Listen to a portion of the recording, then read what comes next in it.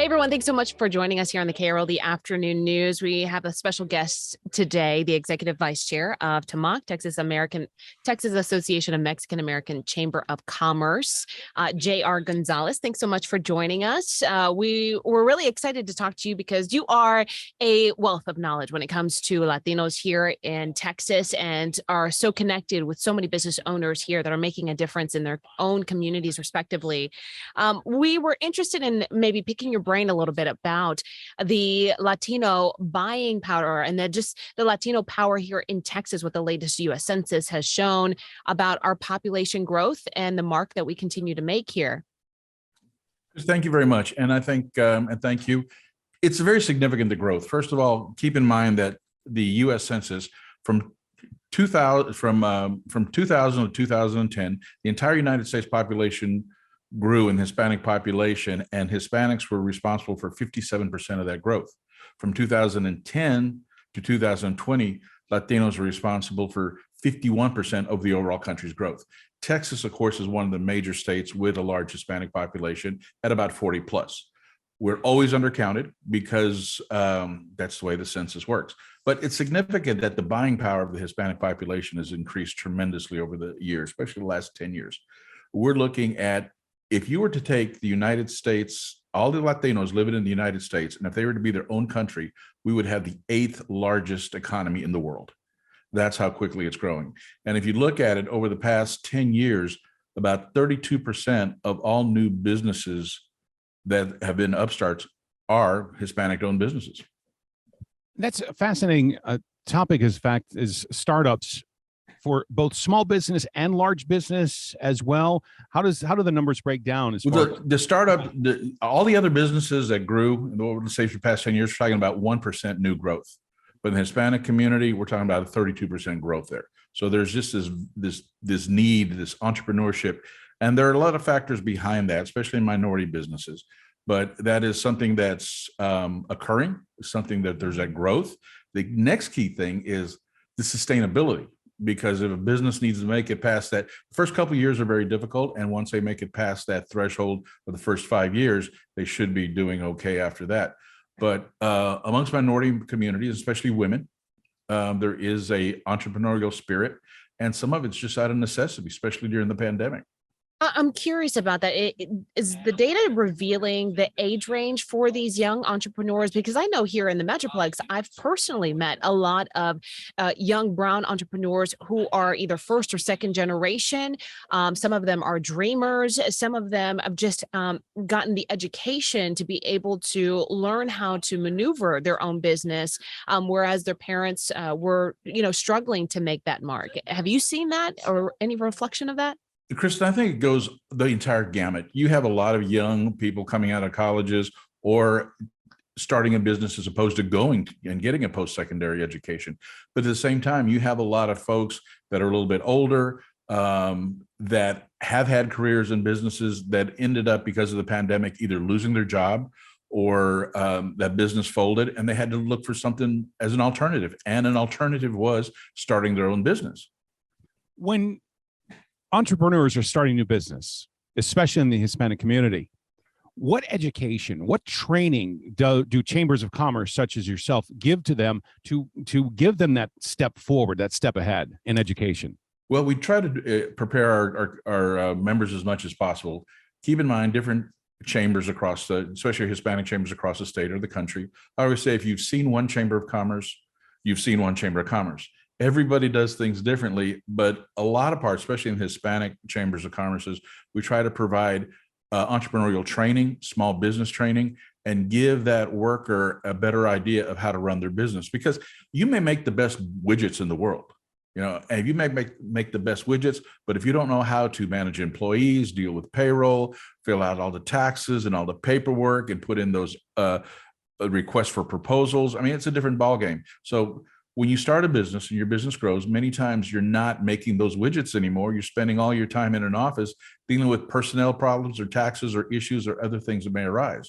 So we try to prepare a lot of our members is to, if you're going to start a business, make sure you have a plan, make sure you have the funding. We go through the steps and try to prepare them of what to expect when they start a new business. Yeah, no doubt there are going to be continued challenges. It's pretty inspiring, though, that one of the biggest challenges that most owners, established business owners had to deal with was the pandemic. But this was kind of the birthplace for a lot of these young Latinos. Can you attribute any of the reasons to why? Well, one of the things is if you look at the Hispanic females, Latina owned businesses, they're growing, there's different numbers out there, anywhere from 3 to 5 times faster than any other market segment. And a lot of it's out of need and necessity. You look at during the pandemic, as far as overall in the United States, as far as Black owned businesses, they just skyrocketed. They grew like 38% during that period. A lot of it can be attributed to pandemic, loss of jobs, and all support of Black Lives Matter. So that was a rise, where the Hispanic population during the pandemic maybe rose 14-15% overall, but there was going into it, there's a lot more numbers in that. For example, in the state of Texas, you're probably looking at about a 12 to 14% Black population, where you're looking at about an over 40% Hispanic population. In the state of Texas, our organization guesstimates that there's over, and this is conservative, over 700,000 Hispanic-owned businesses in the state of Texas. So as the raw number is larger, the growth, a 15% growth on top of that is significant. And the fact that our Hispanic population is growing, so is the entrepreneurship, so are the goods and services. In fact, the Hispanic businesses in the United States are actually growing faster than the overall economy in China.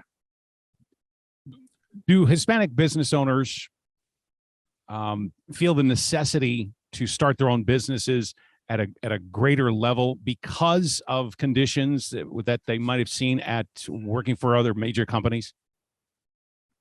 That's a good question. I'm not going to say they have a need. I feel there's kind of a inbred, innate entrepreneurship. And then you're also looking at generational issues. If you look at somebody who is first generation, second generation, or somebody who may have arrived recently who had a business or a business background in another country, and then their kids, they see it. A lot of folks take on jobs from, and keep in mind, when you're talking about Hispanic-owned businesses or minority-owned business, it's not just all restaurants and landscaping. I mean, there's artists, there's graphic artists, there's lawyers, there's professionals, there's architects. I mean, it includes the entire gamut. But I'm looking at, there's a lot, because whether you like to face it or not, there's still some obstacles in this country. And a lot of folks, especially people of color, can only move up so far. And then 2, it's very realistic. If you're a minority-owned businesses, access to capital is much more difficult. And that's a whole nother story. So what I'm looking at, to answer your question, I think that there is not necessarily a, there's the natural willingness to want to start a business, but some of it comes out of need, because why should I do this for somebody else when I can do it on my own and make a lot more money and to be able to support my family in a better lifestyle? You touched a little bit on the misconceptions of Latino businesses. How does the rest of the state, what is the level of seriousness that they're taking on this growth? Is there any reflection of that? You just recently went to a legislation summit. Are we seeing the higher beings here in the state, the higher ups, taking this into consideration? They have no choice but to take it into consideration. Let's look at the population of Texas. When I said conservative, the Census Bureau always undercounts Hispanic population and people of color. This past year, even more so. With the census being cut off early, with the pandemic, there wasn't an accurate count. But even with that count, we're talking well over 40%. Texas, since 2004, has been a majority minority state, but there's not a whole lot of talk about that. But now that the Hispanic population well exceeds 40%, let me ask you this question. If you're a business owner, if you're a politician, if you're somebody in any position of influence, you can't afford to ignore over 40% of the population in the state that you live in. That's your customer, that's your worker, that's your future manager. You have to start paying attention to that. And as the Hispanic education level of young people are starting to become more and more, it's the educational attainment is growing higher, but also is the fact that a lot of these folks are either going and getting associate degrees, learning some technical training, and going out and starting their own businesses. So can it be ignored? I say no, because you have no choice. If you're going to be successful in business in the future, or be successful at anything, especially in the state of Texas, You need to make sure that you pay attention to the Hispanic population, its growth, and its needs. An article in Forbes talked about the state of entrepreneurship in the Latino community, and it points out one very large area is in the tech sector, and a lot of people underestimate that. Very true. One of the things, in fact, right there in Dallas, you got a tech firm that I'm very impressed with. They are a digital marketing company, and their home office is based out of Nicaragua. And they're sitting over there, and they are just booming. They actually franchised digital marketing company, and they are just growing tremendously. You have the one based there in Dallas has over 200 employees right now, and they're really growing. So the tech industry is something that does not surprise me, because when you start looking at psychographics of Latino population, bells and whistles and technology has always been something that we've been attracted to. You start learning at an early age, you start using it. It's kind of like they're going, well, Latinos and Hispanics were downloading stuff and, a lot at a quicker rate earlier on than everybody else. It's just because you see those opportunities, start playing with the technology. But you're absolutely right. As far as technology, in fact, you have another gentleman who lives in your area. His name is Angel Munoz, and he has a product called Beacon, and it's Beacon X, and he's about to come out. He is just a serial entrepreneur. The man has gotten video technology platforms such as the one we're on right now, and he's taken that to another level. He has 4 patents pending. They just offered to buy him out for 80 million, and he said, no, thank you, I'm still going. So there are a lot of Latinos in the high tech industry, not only in the industry itself, but being innovative and creating new ways of doing things. What is something that you would like to see change with all of this new information about, not new information, but growing information? It's not that this is anything new. This is just a continued progress. What is something that you would like to see change so that people are realizing this more? I think one of the things I like to see change is not so much, the facts are the facts. Growth is growth. What I'd like to see is more people become aware of those facts and not try to dismiss them or demonize an entire population because of rhetoric or something they see on a talking head on a cable news program. Because as you look at it, sure, any society has its issues. But as a Hispanic population continues to grow, and let me be very clear, the growth is not due to immigration. The majority of the growth is due to natural childbirth, a growing population. In fact, the last census will show us that nobody's trying to cancel anybody out. The Hispanic population is average age is so much younger. Hispanics they used to be 27, now they're now about like 32, I think. Overall, the Hispanic population skews much younger than the general market.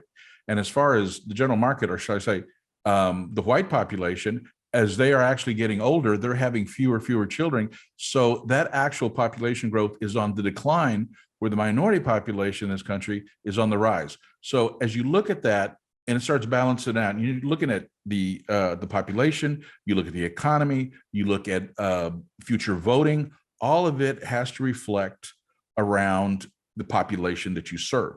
And I think a lot of people are being resistant to the fact that the Latino and minority population in the state of Texas, in this country, is growing, continues to grow.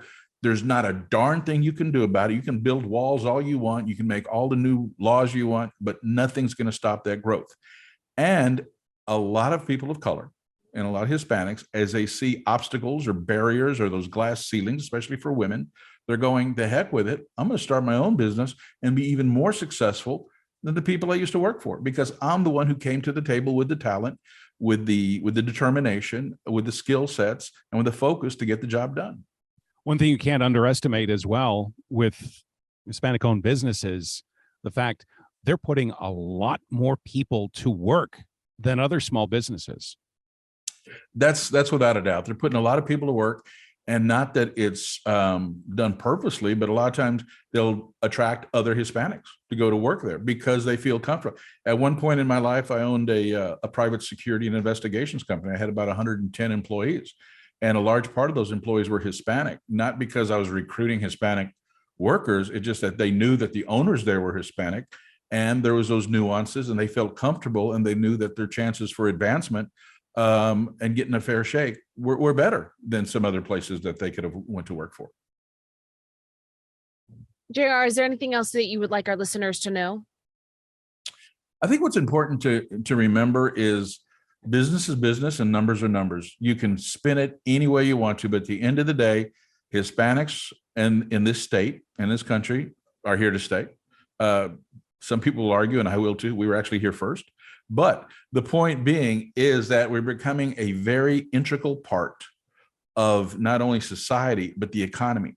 Because if you look at it, in the next 10 years or so, about 78% of the workforce in Texas is going to be Hispanics. How can you ignore? I mean, when 78% of your workforce is going to be people of Hispanic extraction, there's just no way to ignore that. And because of that, there's going to be a natural growth for people to start their own businesses, to move up. So the facts are the facts, the numbers are the numbers. You look at them. I'm not saying you have to accept them, but it's reality. So I think what the important thing to do is let's learn to try to embrace it and see what we can do to work together where everybody benefits, as opposed to resist it and a bunch of unnecessary political and economic battles occur that are just no need for that kind of stuff. As JR, Let's find that win-win. That's right. When they win, we all win, right? That is the Executive Vice Chair of Texas Association of Mexican American Chamber of Commerce, JR Gonzales, here on the KRLD Afternoon News.